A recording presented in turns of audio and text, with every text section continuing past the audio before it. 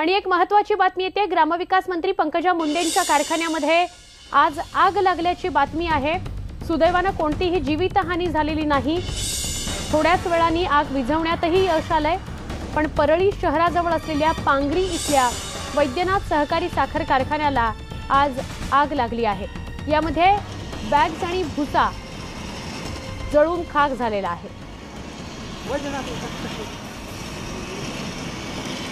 हा वैद्यनाथ सहकारी साखर कारखाना आहे। पांगरी बीड इथं हा साखर कारखाना आहे।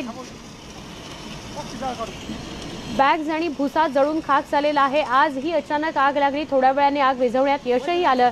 आमचे प्रतिनिधी सुरेश जाधव यांना अधिक माहिती विचारूया। सुरेश, काय नेमकं घडलंय? किती वाजताच्या दरम्यान हा सगळा प्रकार घडलाय? आत्ताच अपडेट काय आहे? सुवर्णा 1:30 वाजताच्या दरम्यान ही आग लागलेली होती आणि या आगीमध्ये कारखान्यामध्ये ठेवलेला जो भुस्सा होता, ऊसाचा भुस्सा आणि बगॅस असं जे साईडला काढून ठेवलेलं मटेरियल होतं, त्याच्यामध्ये उष्णतेमुळे आग लागल्याचं कारखाना प्रशासन सांगतंय।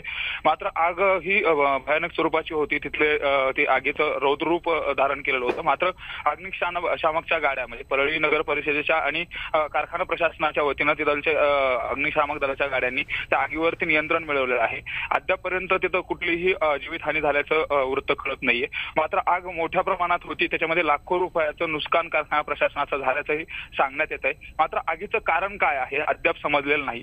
मात्र वैद्यनाथ साखर कारखान्याला यापूर्वी एक वर्षापूर्वी आग लागली होती। त्याच्यामध्ये 14 जणांचा होरपळून मृत्यू झालेला होता आणि त्यानंतरची ही आगीची ही दुसरी घटना आहे। त्यामुळं अशा नक्की आगीची ही दुसरी घटना आहे। त्यामुळे अनेक प्रश्न उपस्थित होतात। पण बगॅस आणि भुसा जळून खाक झालेला आहे। वित्तहानी खूप मोठ्या प्रमाणात झालेली आहे। सुदैवाने जीवितहानी झालेली नाही।